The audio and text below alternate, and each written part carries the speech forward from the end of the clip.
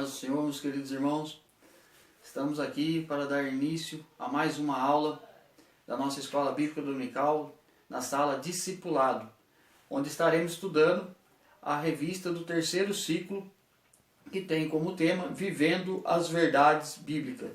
E hoje estaremos estudando a lição de número 2, que tem como tema a beleza do perdão. O texto para a nossa meditação se encontra em Salmo 130, verso 4. E diz assim a palavra de Deus: Mas contigo está o perdão, para que sejas temido. Salmo 130, verso de número 4. O texto bíblico base da nossa lição se encontra no Evangelho segundo escreveu Mateus, capítulo 18, dos versos 23 ao 35. Mateus, capítulo 18, do verso 23 ao 35. Mas o que significa perdão? O que quer dizer perdão? Qual a sua importância para nossas vidas? Com esse intuito, o comentarista começa a introdução da seguinte maneira: o perdão é um dos mandamentos mais importantes aos seguidores de nosso Senhor Jesus Cristo. Por meio do perdão, Deus fez com que aqueles que creem em Jesus como seu Salvador se aproximem do Todo-Poderoso, sem receios, visto que os seus pecados foram apagados. Mas o que é realmente o perdão? Quais as suas consequências em nossas vidas, tanto em relação a Deus, quanto para com as pessoas que nos cercam? Isto é o que veremos nessa lição. Então nós vemos aqui que o comentarista já começa a introdução nos dizendo que o perdão é um dos mandamentos mais importantes aos seguidores de nosso Senhor Jesus Cristo. Mas por que o perdão deve fazer parte da prática da vida cristã? Primeiramente, por ser bíblico. E em segundo lugar, porque Deus nos perdoou. Então, se Deus nos perdoou, isso deve fazer parte da prática cristã como um dos mandamentos, né? Como aqui mesmo o texto nos diz, um dos mandamentos mais importantes aos seguidores de nosso Senhor Jesus Cristo. O tópico 1 vai nos dizer o que é perdão. 1.1 definindo o termo perdão. A palavra perdão, de acordo com o dicionário Aurélio, traz a ideia de um ato de generosidade que absolve um culpado de uma pena. Outra definição seria tirar a culpa de uma pessoa que tenha cometido um pecado ou um crime. Ainda podemos apontar o perdão como um procedimento da mente ou do espírito que tem por objetivo extinguir um ressentimento para com outra pessoa ou consigo mesmo. Então nós vemos que a palavra perdão, ela nos traz a ideia de generosidade ou aquele ato imerecido, né? Aquilo que a pessoa, nós vemos que a pessoa não merece, mas nós, como ato de generosidade, nós concedemos a ele. Foi o que Deus nos fez, né? Pois nós não merecíamos, né, o seu perdão, mas ele, por nos amar, ele nos concedeu o seu perdão através da pessoa de Jesus Cristo. E também vemos que serve também não somente para perdoar outras pessoas, mas também como a nós mesmos, né? Como aqui mesmo nos diz, tem por objetivo extinguir um ressentimento para com outra pessoa ou consigo mesmo. Muitas vezes nós mesmos somos incapazes de perdoarmos atos que nós mesmos praticamos. Mas quem somos nós, né? Se nós nos arrependermos, Deus é fiel para nos perdoar. E assim nós também temos que também nos perdoar. O tópico 1.2 diz: o perdão traz a reconciliação com Deus. Para que entendamos o efeito do perdão em nossas vidas, devemos voltar ao que a Bíblia fala sobre nós. O nosso estado diante de Deus era deplorável, mas Ele nos concedeu misericordiosamente o perdão de nossos pecados. Vamos ver a nossa condição perante Deus, como éramos perante Deus, em Efésios, capítulo 2, do verso 1 ao 3. Efésios, capítulo 2, verso 1 ao 3. E vai dizer assim a palavra de Deus: E vos vivificou, estando vós mortos em ofensas e pecados, e que noutro tempo andaste segundo o curso deste mundo, segundo o príncipe da potestade do ar, do Espírito, que agora opera nos filhos da desobediência, entre os quais todos nós também antes andávamos nos desejos de nossa carne, fazendo a vontade da carne e dos pensamentos, e éramos por natureza filhos da ira, como os outros também. Então nós vemos que a nossa condição perante Deus era uma condição detestável, deplorável, pois nós éramos considerados filhos da ira. Mas e agora, depois que fomos lavados e remidos pelo sangue de nosso Senhor Jesus Cristo? Como agora Deus nos enxerga? Se nós olharmos o versículo do 4 ao 6 de Efésios mesmo, capítulo 2, vai nos dizer assim: Mas Deus, que é riquíssimo em misericórdia, pelo seu amor com que nos amou, estando nós ainda mortos em nossas ofensas, mas nos vivificou juntamente com Cristo. Pela graça sois salvos, e nos ressuscitou juntamente com Ele, e nos fez assentar nos lugares celestiais em Jesus Cristo. Então agora nós vemos que não somos mais inimigos de Deus. Pois se antes a gente era inimigos de Deus, agora nós nos tornamos amigos de Deus. E somos convidados a um dia morarmos com Ele na eternidade. No tópico 1.3, vai nos dizer assim: crendo no perdão de Deus. Aqui vale nos ressaltar que para sermos perdoados pelo Pai, é preciso primeiramente confessar o pecado cometido a Deus e, se possível, buscar o perdão da pessoa atingida e a reconciliação ou a reparação daquilo que foi cometido. Então nós vemos que primeiramente, para alcançarmos o perdão de Deus, é necessário que nós nos arrependêssemos para então pedir perdão a Deus pelos nossos pecados. Então é necessário primeiro o arrependimento para que nós possamos pedir perdão a Deus pelos atos cometidos. Também não podemos esquecer de que se pedimos perdão a Deus, Ele nos perdoa. Isso deve ser encarado como uma verdade a ser seguida em nossas vidas. Se pedirmos perdão a Deus, confessando nossos pecados, Ele nos perdoa, mesmo que nossas consciências continuem nos acusando. Então vamos ver 1 de João, capítulo 1, o verso 8 ao 10. 1 de João, capítulo 1, dos versos 8 ao 10. E vai dizer assim a palavra de Deus: Se dissermos que não temos pecado, enganamo-nos a nós mesmos, e não há verdade em nós. Se confessamos os nossos pecados, Ele é fiel e justo para nos perdoar os pecados e nos purificar de toda a injustiça.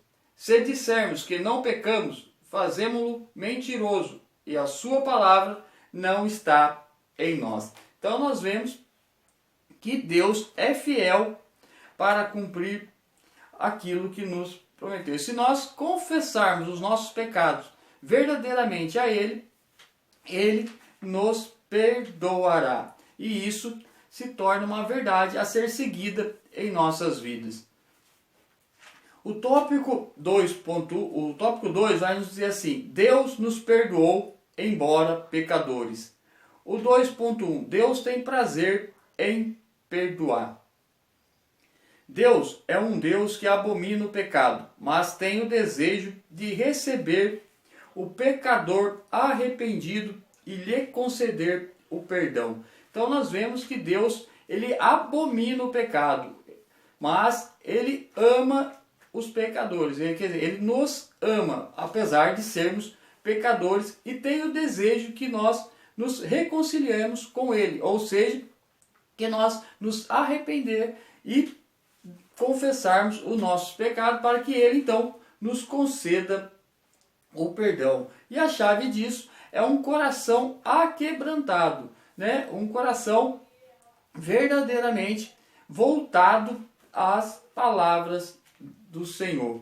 Vamos ver o que nos diz Salmo 51, 17. Salmo 51, o verso de número 17.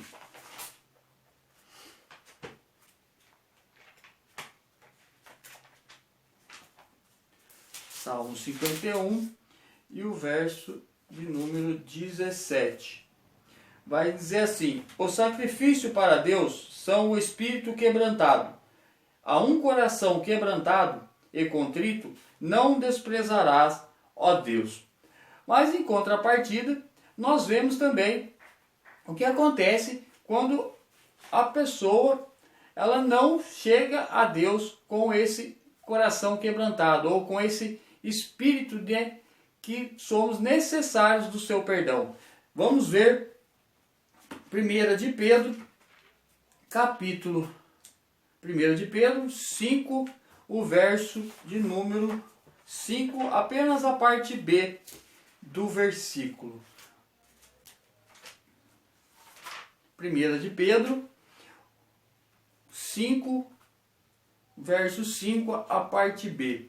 Vai nos dizer assim: e sede todos sujeitos uns aos outros, e revestivos de humildade, porque Deus resiste aos soberbos, mas dá graça aos humildes. Então nós vemos que a chave para se aproximar de Deus é um coração quebrantado, pois Deus, ele resiste aos soberbos, né? Aquela pessoa que acha que só por confessar, né? Aquele, Deus perdoa, mas não se arrependeu verdadeiramente, acha que Deus estará o perdoando. E não é isso que a palavra de Deus nos ensina. Ela nos ensina que tem que haver um verdadeiro arrependimento daquele ato cometido.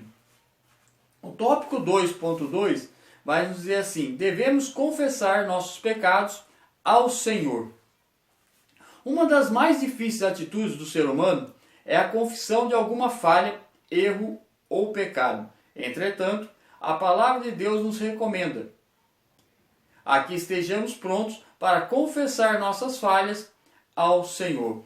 E como é difícil, meus irmãos, confessar aquilo que cometemos, né? Muitas vezes por medo das consequências, mas vale mais enfrentar as consequências aqui do que nos distanciarmos de Deus, pois é isso que acontece quando nós passamos a não mais confessarmos os nossos pecados. Nós corremos o grande perigo de não nos arrependermos, nos tornar comum aquilo que estamos praticando, e isso acabará nos distanciando de Deus. Então nós temos que ter em mente que temos que sempre estar confessando a Deus aquilo que praticamos, né? Para que nós possamos estar sempre nos distanciando do pecado. Na prática, quando confessamos nossos pecados, estamos concordando com Deus que pecamos e precisamos do seu perdão.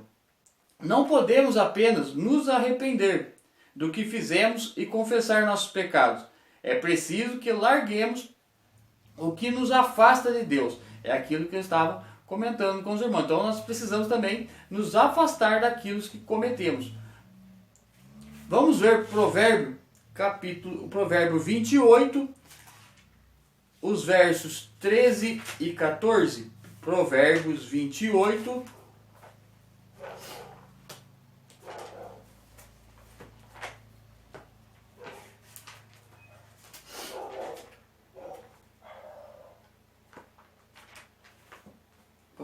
Provérbios 28, os versos de número 13 e 14. Vai nos dizer assim: o que encobre as suas transgressões nunca prosperará, mas o que as confessa e deixa alcançará misericórdia. Bem-aventurado o homem que continuamente teme, mas o que endurece o seu coração virá a cair no mal. Então nós vemos que não basta apenas confessarmos ou nos arrependermos naquele momento, mas também é necessário que nós tiremos, né, essa prática do nosso convívio, ou seja, eu tenho que estar sempre pedindo a graça de Deus para que eu possa me desviar deste mal, desta prática. O tópico 2.3 vai dizer como a confissão nos ajuda. Para que respondamos a esta pergunta, vale a pena examinar 2 Samuel, capítulo 12, o verso 13. Vai nos dizer assim: então disse Davi a Natã: pequei contra o Senhor. E disse Natã a Davi: também o Senhor traspassou o teu pecado, não morrerás. Esse texto foi escrito logo depois que Davi cometeu um adultério e um assassinato, e foi confrontado por Deus por intermédio do profeta Natã. O Senhor usou o profeta para falar a Davi a gravidade de suas decisões, e o rei se arrependeu de seu pecado e foi perdoado por Deus. A confissão, então nós vemos que a confissão prepara o caminho para o perdão de Deus. Lembre-se de que o perdão sempre é maior que a condenação. Também a confissão nos ajuda a ter comunhão uns com os outros, inclusive no que tange a cura do corpo, como descreve Tiago capítulo 5, o verso de número 16. Tiago capítulo 5, o verso de número 16.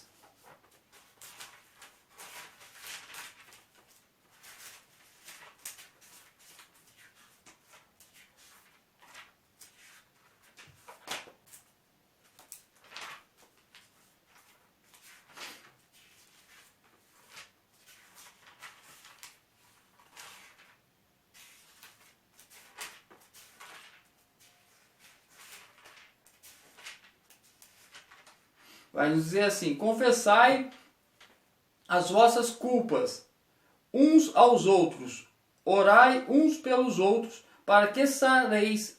A oração feita por um justo pode muito em seus efeitos. Tiago 5,16.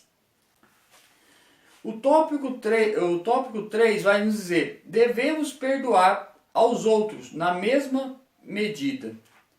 Tópico 3.1, exercendo o perdão aos nossos ofensores. Aqui nós vemos dois fatores que têm que ser considerados nesse quesito. O primeiro é que podemos ser perdoados por Deus. O segundo, que precisamos aprender a perdoar aqueles que nos ofendem. Vamos ver Mateus, o capítulo 6. Mateus capítulo 6, os versos 14 e o verso 15. Mateus capítulo 6, o verso 6, o verso 14 e o verso de número 15. Vai nos dizer assim: porque se perdoardes aos homens as suas ofensas, também vosso Pai Celestial vos perdoará. Se, porém, não perdoardes aos homens as suas ofensas, também o vosso Pai não vos perdoará as vossas ofensas. Nós vemos aqui Jesus falando com os seus discípulos, ensinando a tão famosa oração denominada como o Pai Nosso, onde Jesus ensina os seus discípulos a orar. E nesse ensinamento, Jesus fala o quão importante é perdoar a quem também nos ofende. Se nós desejamos o perdão de Deus, nós também devemos perdoar na mesma medida em que somos perdoados. O tópico 3.2 vai nos dizer: o perdão nos faz parecer com Deus. Certo escritor disse que no momento em que nós mais nos parecemos com Deus, é justamente o momento em que perdoamos aqueles que nos ofenderam. O perdão de Deus custou a vida de seu único filho, e esse alto preço valeu a nossa salvação. Ainda que você tenha dificuldade de perdoar alguma pessoa, peça ajuda ao Espírito Santo para essa tarefa. Lembre-se de que Deus perdoou você e que Ele pode ajudá-lo a cumprir tão nobre mandamento. O Altíssimo jamais nos dará uma ordem que Ele mesmo já não tenha feito. O perdão divino pode fluir por você até as pessoas que o ofenderam, de forma que você não carregue mais um fardo difícil de suportar. Então, aqui o escritor vai nos dizer que o momento que mais nos parecemos com Deus é o momento em que perdoamos. E se é difícil, conceder o perdão a alguém ou a nós mesmos, temos que pedir ajuda ao Espírito Santo, pois é Ele agora que nos auxilia e que nos ajuda a cumprir aquilo que Deus deseja de nós. O tópico 3.3 vai dizer: nós somos a medida do perdão. Jesus, orando ao Pai, a conhecida prece denominada Pai Nosso, deixou claro a necessidade de que por meio do perdão temos de ser benignos para com os que nos ofendem. Perdoa as nossas dívidas, assim como nós perdoamos os nossos devedores. Mateus, capítulo 6, o verso de número 12.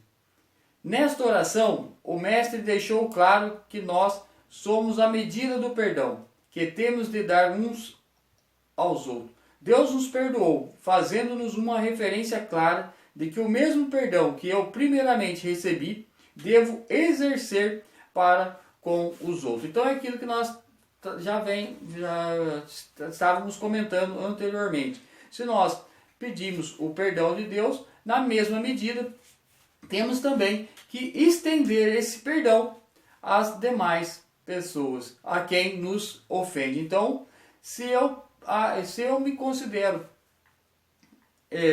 merecedor do perdão, eu também tenho que concedê-lo.